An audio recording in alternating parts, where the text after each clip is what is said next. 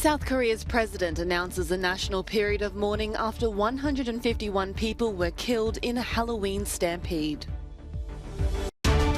Ukraine says it's shot down some 300 so-called suicide drones as Russia suspends the UN grain export deal, threatening global food prices. At least 100 people have been killed in Somalia's capital after 2 car bombs exploded at a busy road junction, injuring around 300. Protests in Italy, France and Germany marched to show their support for the Iranian people, as the country's government warns that Saturday is the last day of demonstrations on home soil. The chaos has quietened as South Korea comes to grips with one of its worst peacetime disasters. 151 people crushed to death celebrating the country's first Halloween since lifting COVID-19 restrictions. Reports say the stampede began when people in a crowd fell over in a narrow alleyway in Seoul's Itaewon area.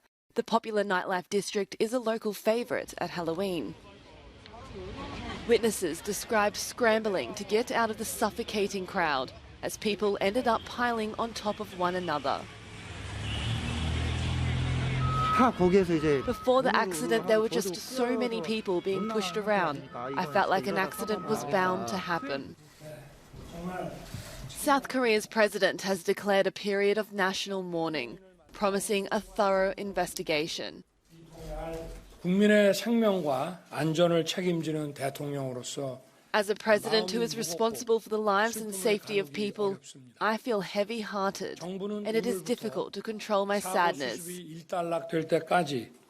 The government will set a period of national mourning from today until the post-accident management becomes settled, and I will make it top priority to follow up with measures.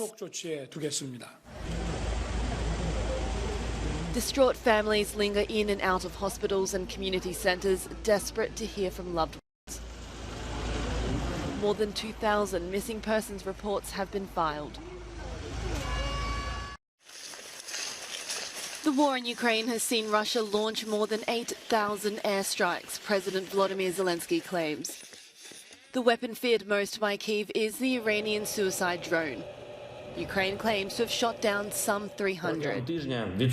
During the week, from Saturday to Saturday, there have been more than 40 Iranian attack drones, a significant number of Russian missiles, 6 attacking helicopters of the occupiers, and several of their planes were shot down, Zelensky says. Such a result means hundreds of Ukrainian lives have been saved. This as Russia says it's immediately suspending its role in the UN-brokered grain deal that has seen more than 9 million tonnes exported from Ukraine during the war to bring down global food prices. Its defence ministry cites a drone attack on Russian Black Sea fleet ships. Ukraine denies it, saying Moscow mishandled its own weapons. The UN has been in touch over Russia's announced suspension as Zelensky warns the move returns the threat of a large-scale famine in Africa and Asia. On the front line, Kyiv's forces have made more grounds in the south as Russia keeps up its shelling and missile attacks in the country's east. Russian shelling has also hit an industrial building in the Zaporizhia region. Around a quarter of the area, including its capital, remains under Ukrainian control. But residents here are on high alert over fears of a nuclear explosion. Many are still trying to leave. 2 car bombs have rocked Somalia's capital, killing at least 100 people and wounding around 300 on Saturday. It happened at a busy junction near key government offices in Mogadishu on a day when the President, Prime Minister and senior officials met to discuss expanding efforts to combat violent extremism. I witnessed the first explosion, then I fled the area. I was in shock because of the first blast. Another explosion rocked the same area. There are deaths and injuries, but I don't know the exact number of the casualties.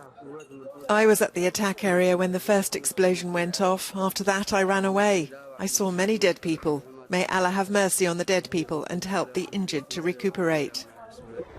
The Al-Qaeda-linked Islamist group Al-Shabaab claimed responsibility. The attack happened at the same place as an Al-Shabaab truck bombing in 2017, which killed more than 500 people.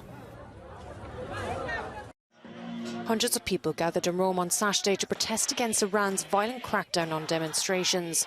Sparked by the death of Mahsa Amini more than 6 weeks ago, nationwide unrest has given way to anti-government rallies. So far, more than 270 people have been killed across 125 Iranian towns and cities. We are not fighting for ourselves, we are fighting for the whole Middle East, we are fighting for the whole world. It's not a normal government at all. They try to normalize everything, they try to convince people around the world that this mandatory hijab is our culture, people are chose it by themselves. No, it's not. It's a big lie. Meanwhile, crowds of people stepped out in Paris, Lyon and Toulouse in another show of solidarity. Many carried signs in French translating to women, life, freedom, 3 words at the forefront of Iran's anti-government protests. Moving to Berlin, some 1,600 people formed a human chain between the Victory Column and Brandenburg Gate, demanding the immediate release of all political prisoners in Iran. This woman says, "We are here today for freedom, for solidarity, for people who are dying in Iran. We are here today really for the world to hear us. We are the voice for Iranians, the poor little children, the young people who are dying."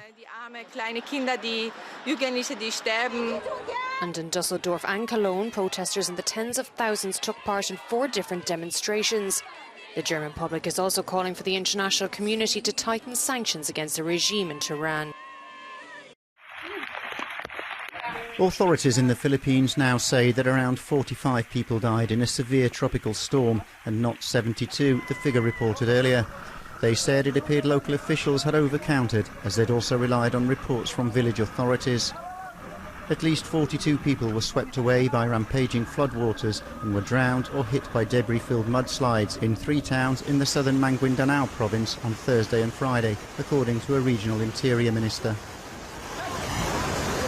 Our house has been damaged from a previous typhoon, so I'm worried the storm will intensify because our home could be destroyed. We haven't fixed it yet.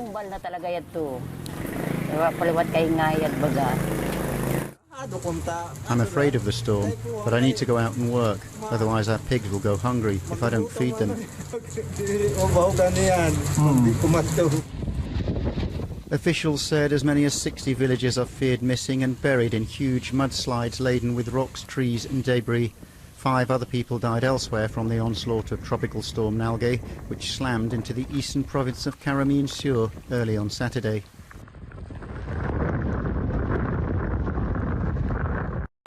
Haiti has called on the UN to send peacekeeping troops to the island as it grapples with gang-induced violence and a deepening humanitarian crisis. It comes as looters ransacked a supermarket in the capital on Saturday and seized a fuel terminal in September, forcing many petrol stations to shut down. More than 96,000 people have fled their homes in Port-au-Prince as locals compete over dwindling supplies of fuel, water and basic goods. Police in Oslo have arrested 35 people from several countries for participating in a neo-Nazi demonstration. Members of the Nordic resistance movement interrupted a family cultural event on the streets of the capital before rallying outside Parliament buildings. Police say they clashed with the protesters when they refused to comply with their instructions and leave the area, but say no one was injured. Swiss transport company Rheinischen Railway has claimed the record for the world's longest passenger train to mark 175 years of rail lines in the Alpine country. The 1.9-kilometre-long engineering feat is composed of 25 smaller trains and journeyed along the scenic Albula-Bernina route through a series of 48 bridges, 22 tunnels and the world-famous Landwasser viaduct. Starting in Prida, some 50 kilometres from Italy's border, the journey covers some 9 kilometres of track before reaching its destination, Bergen, an hour or so later. The director for the company says he hopes the publicity will drum up fresh interest in train travel. We had some troubles during Corona crisis, so we lost 30% of our turnover of our guests on the train. And so we tried to find a good event in order to increase the awareness of our beautiful UNESCO World Heritage route.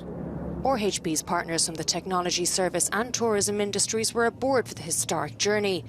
Fashati says coordinating the line of 25 trains is paramount to controlling such a long convoy. 7 drivers are also needed to man the train at any one time.